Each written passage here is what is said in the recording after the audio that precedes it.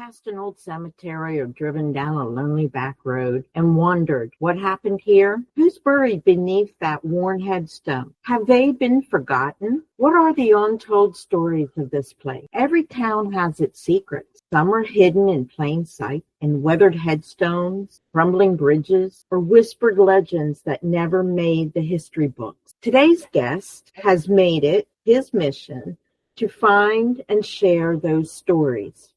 He's a historian, a folklorist, and a storyteller who brings forgotten people and places back to the light with depth, curiosity, and compassion. He writes about unsolved murders where the victim is buried in a cemetery, sometimes unnamed, sometimes known, but still forgotten. He cares about those lives and believes those stories matter. From mysterious crimes and roadside legends to the quiet beauty of a covered bridge, his work reminds us that history is everywhere if you take time to look.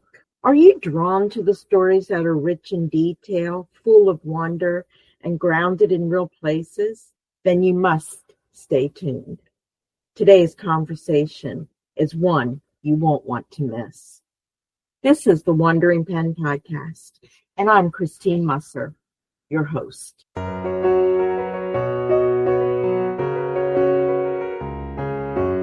Welcome to episode 25 of the Wandering Pen Podcast. Today's conversation was recorded on Monday, June 23rd, 2025.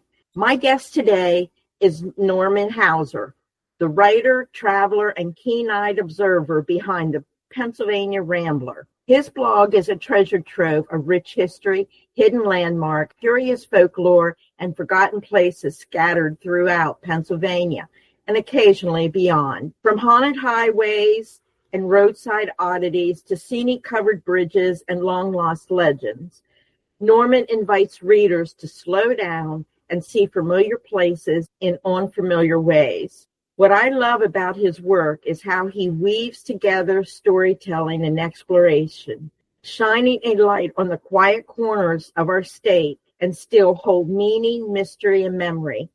Today we'll talk about how the Pennsylvania Rambler came to be, what inspires Norman's journeys, and some of the fascinating stories he's uncovered along the way. Welcome, Norman, to the Wandering Pen Podcast. I'm so excited for our conversation and to hear about my favorite topic, Pennsylvania, and all the stories tucked within the landscape. So welcome.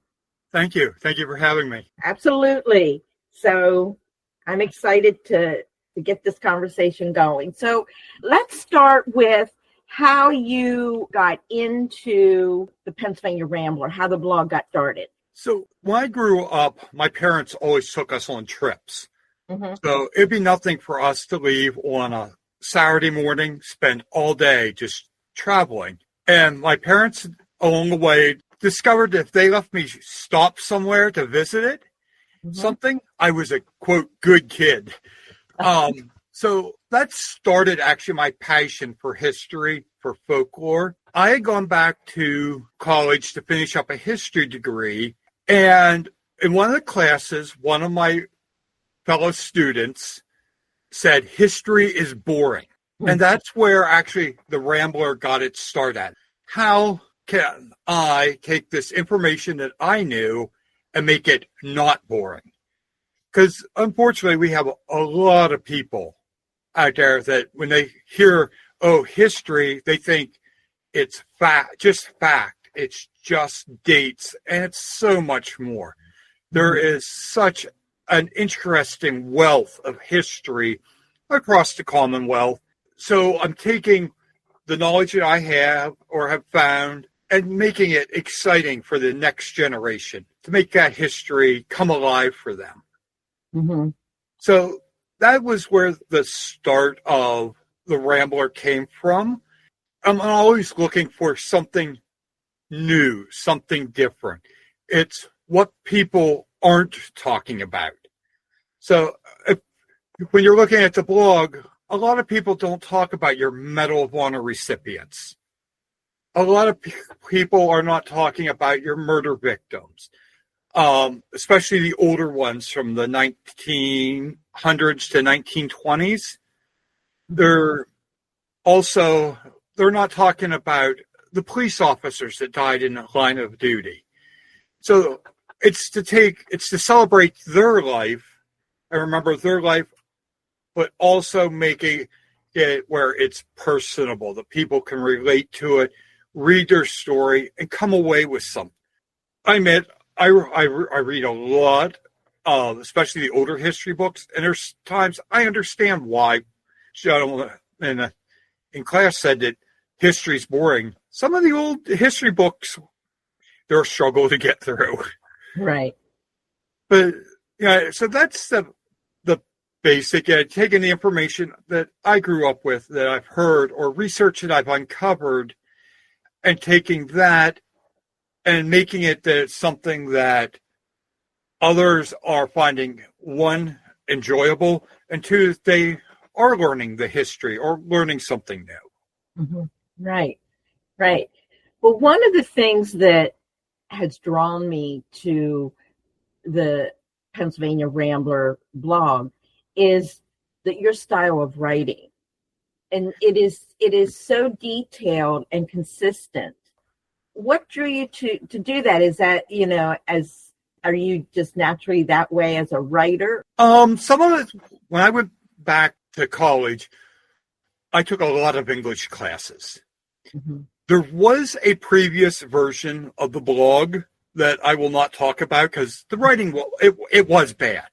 Where now I'm taking my story, so like when 90% of the blog entries, it starts with why I am there. Why should you come see this cemetery or this monument? And then move into the history of it. But there's also an outro. It's like, here, again, why should you come visit this? A lot of it was a lot of writing classes to make it exciting.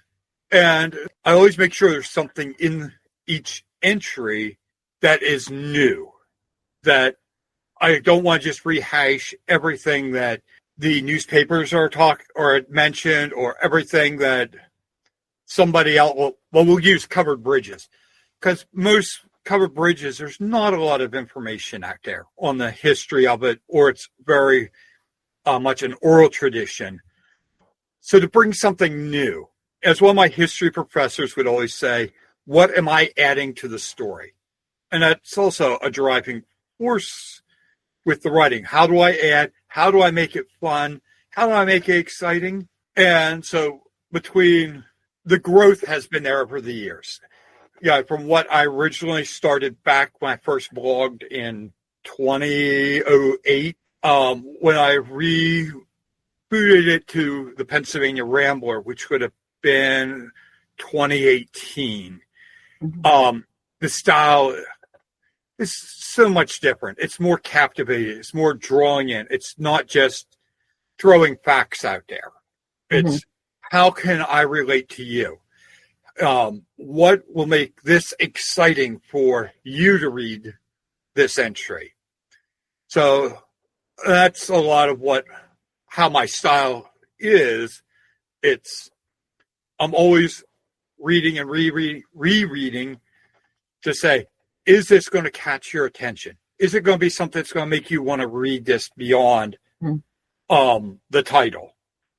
So I wish I could say it was a lot more natural, but was a lot of work going through the writing classes to develop it to the very personable what it is.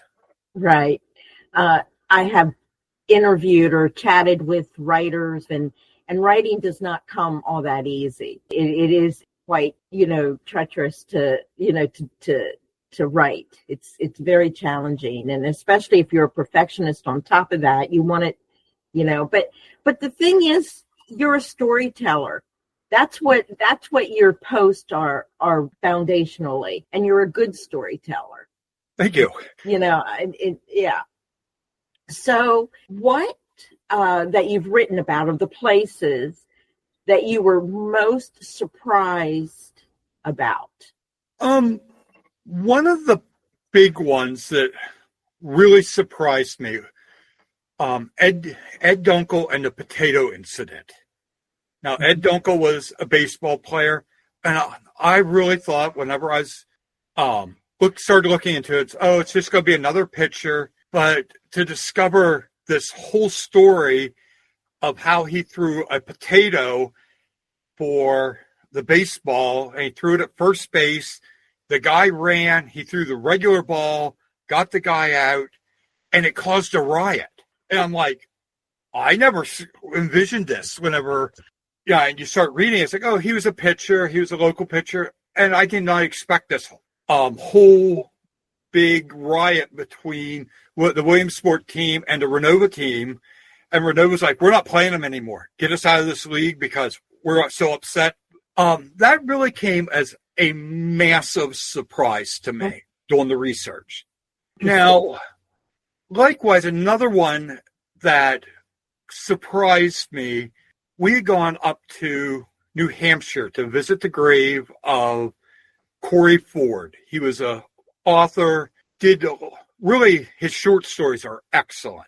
Wrote this. I did not expect it to get any attention, and it kind of caught everybody's attention. So I get usually 2 to 3 emails a semester from students at Dartmouth College who are asking about him because Corey Ford had left all his money and possessions to Dartmouth. So that really kind of came as a shock and a surprise. It's like an entry that I really did not think was going to affect a lot of people became one of the ones that's like, what's going on here? But it's amazing to me how people respond. So the one thing, and this is, I love the covered bridges throughout Pennsylvania. I just discovered another one up. I was at an Indian powwow in Forksville, and there's a covered bridge right there at Forksville, and I had to just stop and take a picture of it. But they're nostalgic, they're romanticized. So what fascinates you about covered bridges? So I originally did not have a major interest in covered bridges. Whenever I rebooted the blog, I had not planned on it. And it was actually my mother who had got me involved in covered bridges. She wanted to go see them. So once she got me hooked, I've continued that tradition. A lot of it is the fascinating history of it, because most places and most people are like, oh, we know it was built this year, but we don't know any more detail than that. But a lot of them, especially in the Somerset County area, there's a lot of folklore also. There's a ghost story connected to them, or there is some other sort of legend that is connected to it. So that also pulls me into it. It really wasn't personally until about 19, I had gone out to Ashtabula County in Ohio, and Ashtabula every year puts up a new covered bridge. Oh. So there is 20 some covered bridges around the county, and that really changed. There was no longer something we were going and researching because my mother's love of it, but because now I had that love of it. Like I discovered then what she was talking about when she said she loved the covered bridges. But I always try in all of our journeys now, if there's a covered bridge nearby, I try to get there to visit it. There are a couple that I'd love to visit, but they're unfortunately on private property. Like there's 2 in Potter County, and both of them are on private property. So I got some pictures, and maybe I can get some from a distance, but as overall the uniqueness of the history, because most people don't fully realize the history of it, or there's a history that is passed down, and it's like, where did you get this from? For example, Buttonwood Covered Bridge in Lycoming County. I just blogged about it earlier this year here. And there's this tradition that at one point this whole valley flooded, lifted it up off the foundation, drifted it downstream. They hooked these horses up to it, drug it back up, and reset it. It's a nice story, but historically, I can't find anything that suggests this. And where it's at, if it had flooded, these floodwaters were somewhere between 12 and 15 foot deep. So it would have really wiped out everything and should have gained notice in the newspapers, and it never did. Mm-hmm. Now, I'm not saying it didn't happen. I'm saying I don't have the historical proof. As an aside, that's one of the reasons I put notes in my articles. Mm-hmm. A note means I cannot prove this as happening, or it's my own personal opinion, whereas all the rest of it is factual, that we can prove it's in 2, 3, 4 different places, newspapers. But the notes that I put in, and that went as a note, it's like, it's a very nice story, is a consistent story in the region, but I can't find anything historically to. Mm-hmm. But back to your initial question of that, there are a lot of people that don't realize the full history of the bridges. Like they look at it, it's like, oh, there's a covered bridge here, or my parents would tell me about there was a covered bridge there, but the history, there's only like 1 or 2 websites that really dwell in the history of covered bridges. Then a lot of places that pick up their information on the articles, it comes from those 2, 3 sources, and it's always the same thing. So it's like trying to find something new, something different with them. Mm-hmm. I did have a very interesting one at the Kane Road covered bridge in Ohio. It's in Ashtabula, taking pictures of this gigantic golden retriever, one of the biggest dogs I've ever in my life seen, came across this bridge. And it's coming across, of course, I step out of the way. This dog just stares at me, like stares me down as it walks past. It's like, it's your bridge. I'm just taking a picture, dog. But I do have, actually, when you mentioned Forksville, I just actually talked about the Forksville covered bridge here not too long ago. Oh, I missed that. It maybe about a month ago now. I'll have to look that up. I got Hillsgrove coming up pretty soon. It's one of the 3 that are in Sullivan County. There's Forksville, Stoneboro, and Hillsgrove. Okay. So Hillsgrove is the last one, and it'll be up here probably beginning of September. Okay. But yeah, it's a fascinating history. Yes. Yeah, and people think that Lancaster County has all the covered bridges, but they aren't. They're throughout Pennsylvania. Yes. Yeah. So when you say about, in your research, and if you can't find something, that's historically accurate or that supports the story that you hear, that's where the folklore comes in, and which is very interesting too, because Pennsylvania is full of its own folklore. What do you find amazing, interesting with the folklore? So each region has, of course, its own unique folklore. Mm-hmm. One of the things that I find fascinating researching a folklore is how the story has changed over the years. It's not in every case, but a lot of times you'll see that the story that we share now is not the story that my father knew, and it's not the story my grandfather knew, but as time has adapted and moved forward, the story has adapted.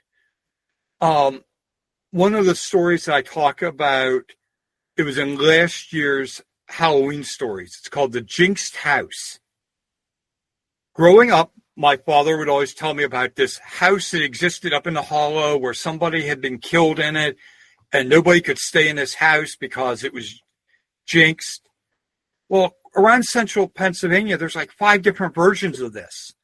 So there's one that comes up over towards Boalsburg. That supposedly the guy had committed suicide and he haunted the house and nobody else could stay in the house. And there's another story similar down near Madisonburg. There's two of them over in Clearfield County. It's just, to me, it's very interesting looking at this going, where did this story come from? Where was its origins at? And why are they all so similar? Because I don't believe there's 8-9 separate jinxed houses around the area.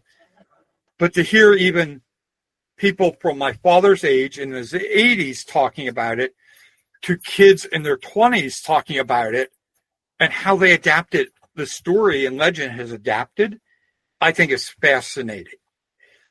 So a little more with how I got onto the folklore. I actually started into the folklore trying to disprove everything. I wanted to find out why. Where did these stories come from? Was there somebody that was actually killed at this spot and haunted? Makes it haunted. So I did a lot of my research originally with folklore started with that. It wasn't just to collect it, it was to disprove it.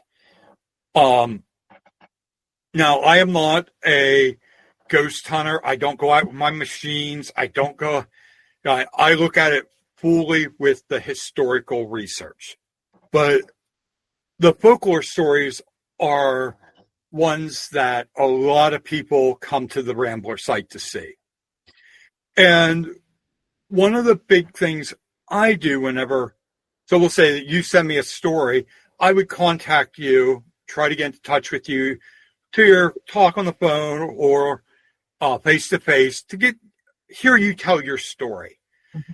And there's some that I've gone, it's like, nope, I don't believe what they're saying, unfortunately.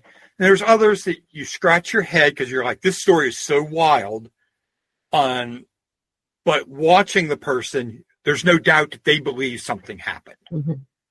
And this year, actually, for the 13 days of Halloween, I have a monster sighting coming up that I scratched my head and went, do I personally believe it? No, but talking to the guy and his brother, the way they reacted, there was definitely something happened. Mm-hmm. And the sighting of a man who supposedly started flying, that the girl saw him and he started flapping his arms and took off. Mm-hmm. And she describes it more as a gliding across this pond. And it's like, do I personally believe it? No, but talking to her, something happened. Mm-hmm. Whether it was a mistaken identity, whether it was a person flying, but so I try to approach it very rationally, to get them to hear what them telling their story. So it's not just an email, mm-hmm. but I can review them and say, well, they're not really acting right when they're telling this story, or, oh my word, look how bad they're shaking. Obviously something happened.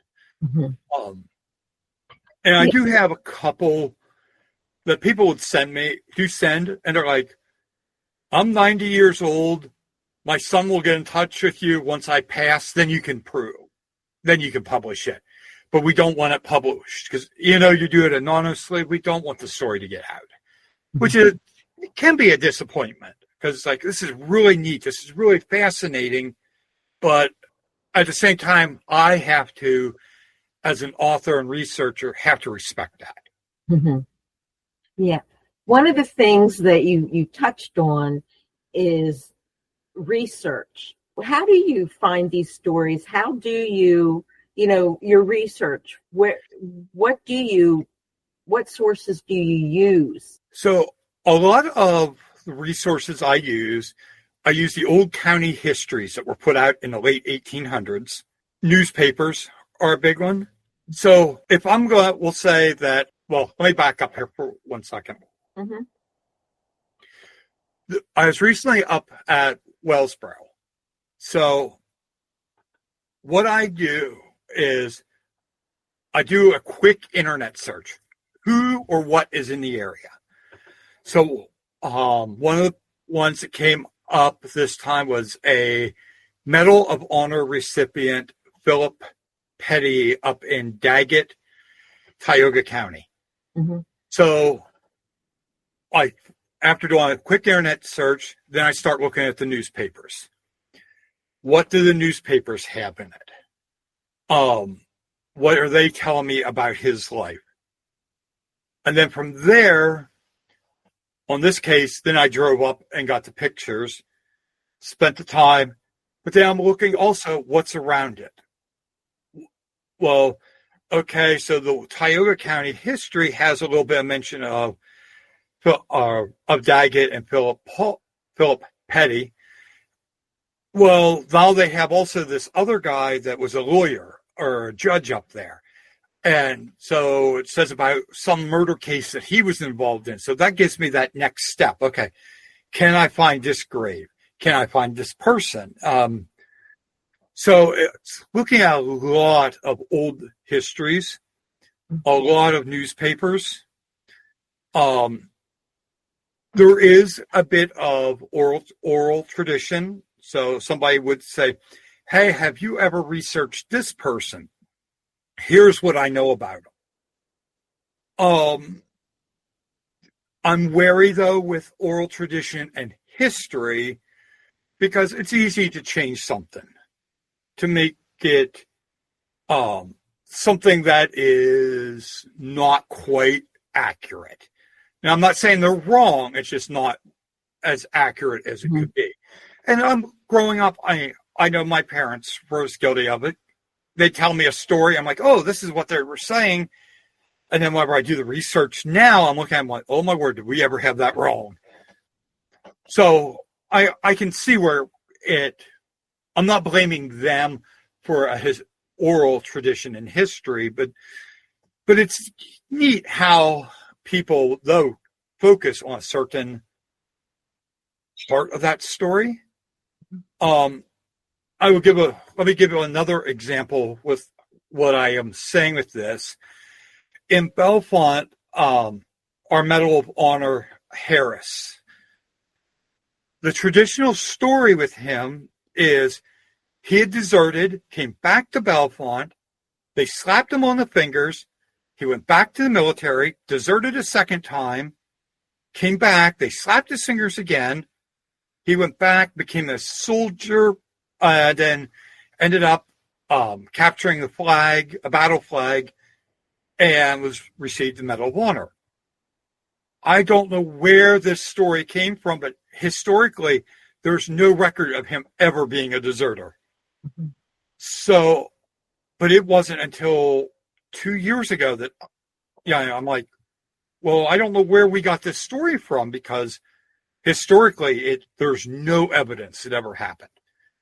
But it's a tradition in town here that, oh, he was a deserter and then he became a deserted the second time and then he was a model soldier. And it's like, I don't know where we got this from. So, but yeah, mostly, I said, I rely upon the history, Beers's histories. And I admit Beers's histories, there are some errors in them. Mm-hmm. But a lot of times using the newspapers that we're able to determine what the actual story was. Mm-hmm. Yeah. So you literally hit the road to go to these places and check them out. Yes. You don't just do them in your home there and write the story or whatever. You physically go out there and investigate them. If I am able to go and see the place, I go to see it. Because I think also that also brings that connection I said earlier to make it personal, to make it appealing. Mm-hmm. The only ones I do not go to, a lot of them, are if I'm talking about an unsolved murder. Just because a lot of times, like, you can't really pin down an area with some of the, especially from the 1920s. Mm-hmm. But when I went to Wellsboro, I'll go there. It ended up being a 13-stop trip with different cemeteries, historical markers. Then went out and got better pictures of the Pine Creek Gorge for 2 upcoming articles on the state parks there. So, yes, I believe personally, if I want to bring this article, any article alive, that part of bringing it alive is to be at that place, to put that personable spin onto my intro and outros. So if I can't make it personable to myself, I know it's going to be a hard time to make it personable to others. So, and that drives me to go to see. And one of the things with the blog, and you I mentioned with pictures and that, all the pictures I've taken, like I do not go, well, sorry, disclaimer. There's one picture in there that was not taken by me, but it is acknowledged that. But to go to see, to share those pictures, that people can see what I'm talking about, and they have that connection to it. Because there's always something when you're traveling that will make it more personal. Like, oh, I was in this cemetery and I met a person from Ohio that was in visiting the same grave. Or actually, I'll share this one with you with Camp Chase Cemetery in Ohio. I was actually in the area for a friend's wedding. Well, it's noted to be haunted.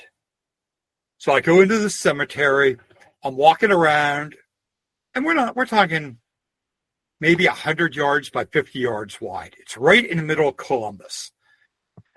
This gentleman walks in, and he's walking around, so I'm watching him and just to see what's going on. And well, we got to the center where we had to meet. There was no, like, he was at one end, I was the other. So I'm talking to him, and he goes, "So what part of Pennsylvania are you from?" And I just like stared at him because I'm like, "How do you know I'm from Pennsylvania?" Yeah, I'm thinking, well, maybe he saw my license plate. And he's like, "No," he goes, "My son lives in Williamsport, and you sound like my son." And I looked at him and went, "Huh? Well, you have the same accent as my son does." But that makes it more personable to people reading it. That it's like, here's this connection. What is the possibility of 2 people randomly meeting up in the same place? And he goes, "You have the same accent as my son." Okay. Yeah. So, but like I say, if it makes it personal to me, I know people are going to also enjoy it. Yeah. Well, I had a question and it totally slipped my mind with you. Oh, have you ever gone to a place or had your mind set on, looking at this story, but then while you're there, you realize there's another story to be told? Has that ever happened? Yeah. There's been a couple instances that, and I'm going to use Allegheny Cemetery in Pittsburgh as one of them. I had this whole list of graves and went and visited them all. And I found that after I was there to visit these famous people, they're not the ones I wanted to talk about. So they're still in the file saying, well, one of these days we will get to them. Another big one was the pitchfork tree, for example, that it was earlier this year, that Timothy Sargent had gone off to war. He put his pitchfork in the tree and said, "Let it there until I come back." Well, he was captured and died at Andersonville. Well, you can still see the tines on this. I had gone thinking that, I'm going to take this picture of a tree. I'm only going to do a little bit of research. It's going to be a very simple article.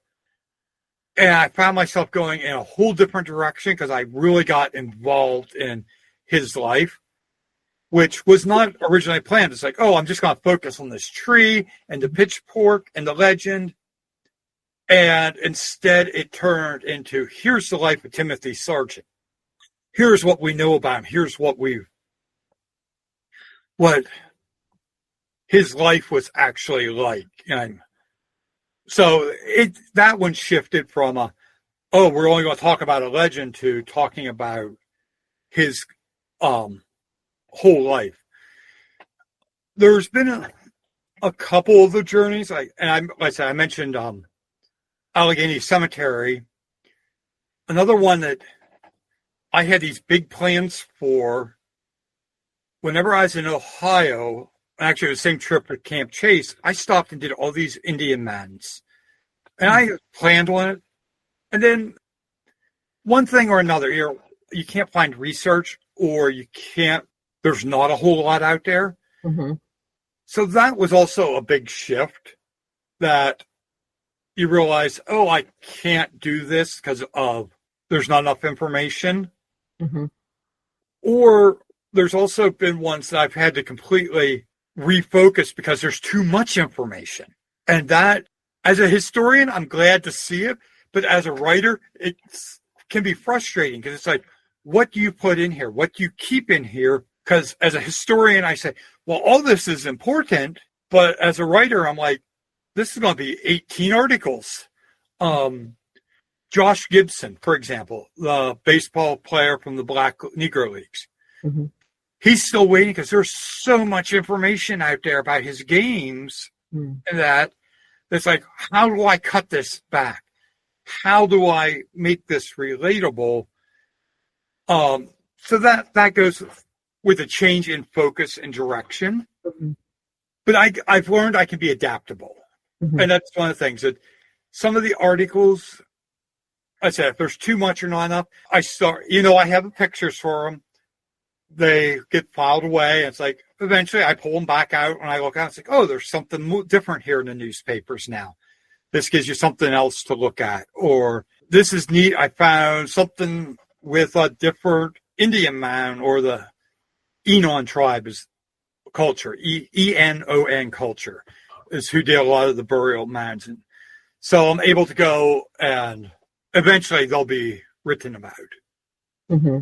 Well, I picked out 3 different articles that I shared with you. I gave you a heads up that I wanted to talk.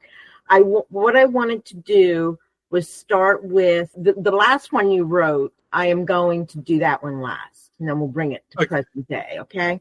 So I'm going to start with the Unsolved Mystery of Gordon Mountain. I love thrillers and so on. So this one I really wanted to get into. So you want to just share a little bit? I don't want to take your sunshine away. I want you to talk about that. This was an unsolved crime. The article is pretty emotional because you were actually there. You want to just go ahead and tell that story? So the murder on Gordon Mountain, or it's also in some places called the Broad Mountain murder, happened in April 5th of 1925. And there was a young couple. They were out walking, and they came across the burnt remains of an unidentified female. So the initial thoughts were she worked as either a prostitute at one of the local speakeasies, or she was a runaway. And the state police initially had this idea, like, this is who we think it is. But then just also went cold. And in 1920s, you find that a lot. The case is just, all of a sudden, it's like, oh, we got a person, we know who did it, and it goes cold for one reason or another. Now, the case, I had decided it was probably around 2018. We were going to go out and try to find where it was at. Now, the old road between Gordon and now it's the Interstate 81 is this very, very narrow road. And I had a full-size pickup, and we're going up this road, and the guy that was with me is like, hit the bank, don't go over the edge. But yeah, I mean, that's how narrow of a road it was. There was a couple of times that we got out and stopped and looked. And there's no guardrail. No, there's not. That's the crazy thing. That's another story. It's just this old grass road now that goes up over the mountain. Mm-hmm. But I had first heard about this actually in the writings of Charles Adams III there. And he had a brief mention of it. And I was like, well, I want to look more into this. And at the time, it was really interesting because that was like the big news across Pennsylvania, was that this body had been found. And we're talking about, it wasn't just there in the Schuylkill County area. We had newspapers even as far as Indiana and Illinois covering it. So we had gone up, and originally I was more like, oh, we're not going to do a ghost. I want just pictures for this article. But I can see, looking back, why the haunting of this kind of became part of the folklore of the region. Because it's a very spooky, in the middle of nowhere place. You know, the main road is probably about 100 yards away, but there's just this feeling of loneliness along this little stretch of road. But recently, there's actually been a lot of information put out since even I wrote my entry, because there's been this interest again of trying to get her body identified and solved. Really spooky, and I do not have this on the blog in that, but whenever they found her, they did a death mask of her. And this death mask is the scariest looking thing. Like, it looks like and forgive me, any police officers listening, I understand forensics has come a long way, but it looks like a really bad paper mache face. Oh. It's the interest for me was, who was she? How can we identify her? But something to add on with that is, you'll notice in any of my unsolved cases, and that I do not point fingers, say, well, it was this person that killed this person, or it was, this is who this person has to be because they disappeared. Because I don't know.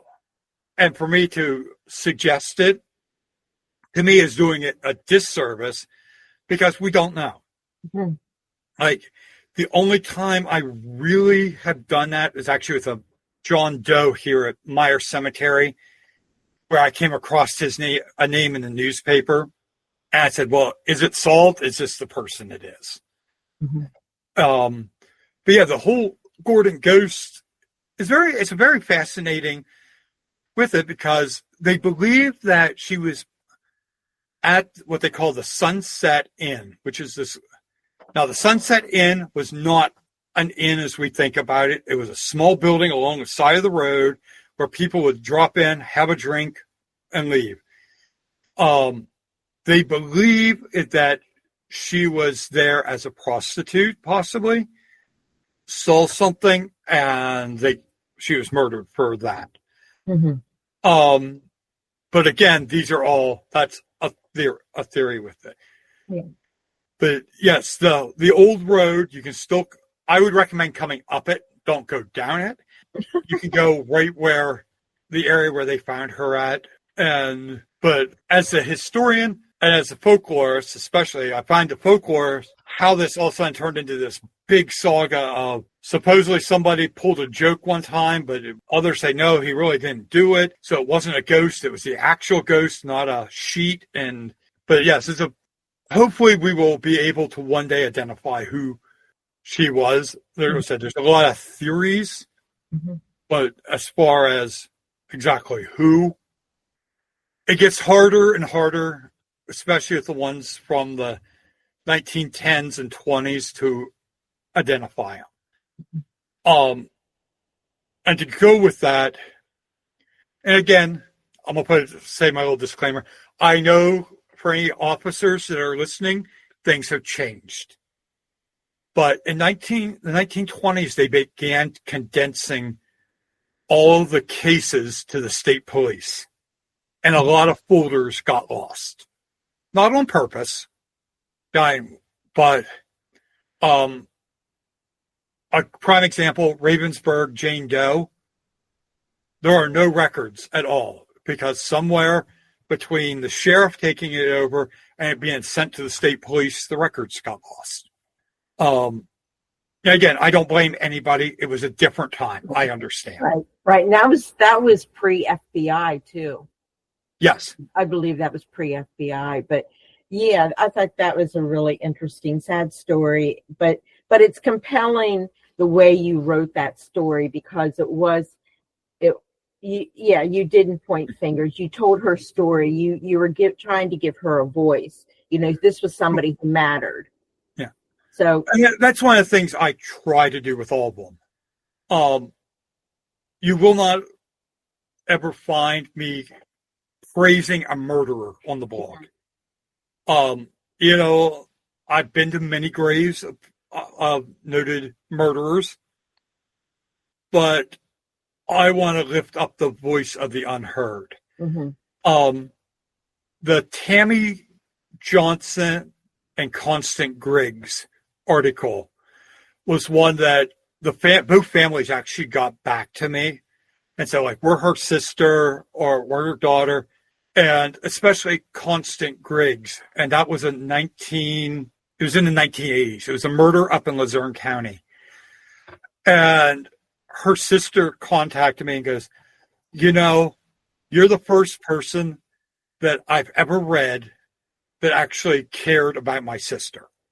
She goes, it was always and I'm using a quote here, she deserved to die because she was a prostitute. And she is, you did not do that. She was a person, she should not have died.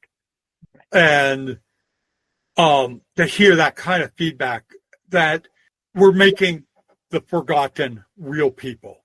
And I think that I believe that many researchers tend to forget that.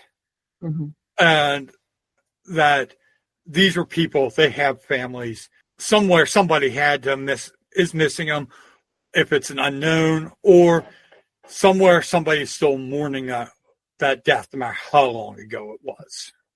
So it's always to give the voice to that person, to make their life meaningful. Mm-hmm. That it's not, I'm condemning you because you were this, or you were a drug user, or whatever. Because I'm not perfect. You're not perfect. Nobody's perfect. What is the purpose of running them down where we can lift them up? True. Very true. Now, since we're running out of some time here, and this is actually going an hour, which is pretty cool, I'm pleased. I was going to do the Lost Treasure of Kinzu, but I just encourage the listeners to reach out for that one. But I'm going to go to your latest one on the cartoonist who did Marmaduke. So so this was your most recent post. So you want to go ahead and talk about Bradley Anderson? So when we were talking about how we schedule things, Brad Anderson was not a planned stop at all. I was in Fredonia, New York, to visit Fredonia Grange number 1 to do an article on it. And while I was there, one of the people I was talking to mentioned that Brad Anderson was buried, quote, just down the road. It's a couple miles. So I looked at him and went, who's Brad Anderson? And you could have heard a pin drop in that room, because they're like, you don't know who Brad Anderson was. And once they said Marmaduke, it's like, okay, the connection was made. So drove to Portland, New York to visit his grave.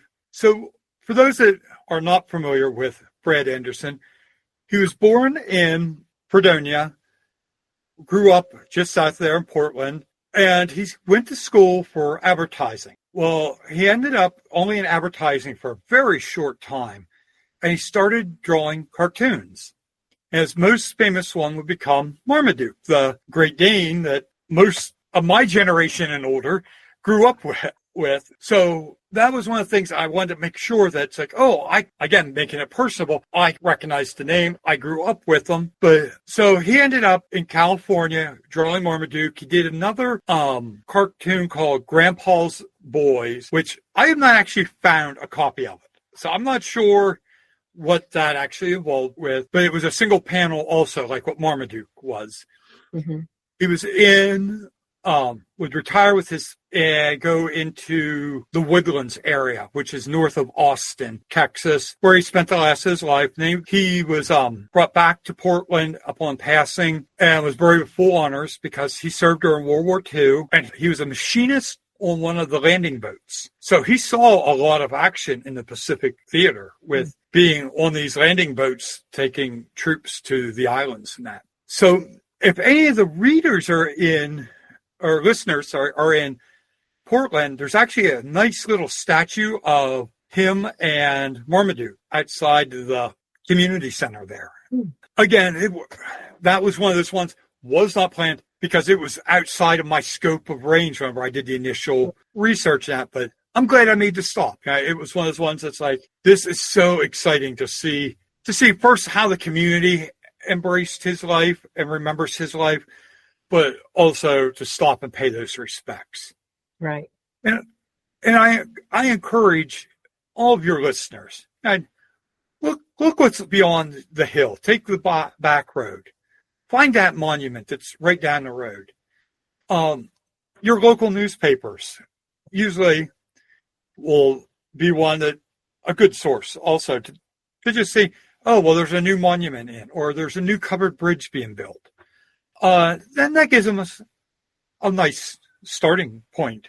Because I know I use a lot of it's like, who's famous in Portland or Fredonia, New York? Who's famous in Belmont?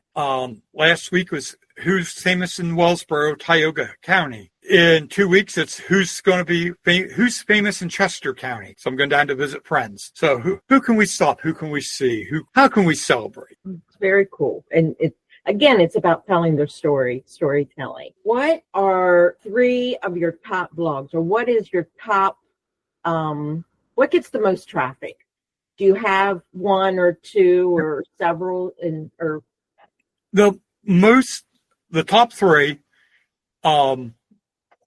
the Secret of the Hooded Graves, and that has been shared so many times.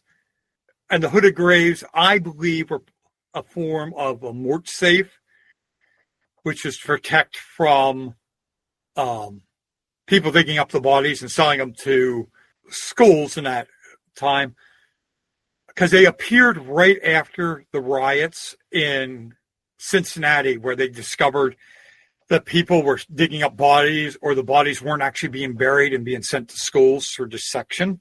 Wow. I believe that it was a form of mort safe. Others believe that it was just decoration because it came from an ironworking family. Either theory is good. Either theory is valid. The Secret, or the Curse of the Stone Couch, out in Schuylkill County.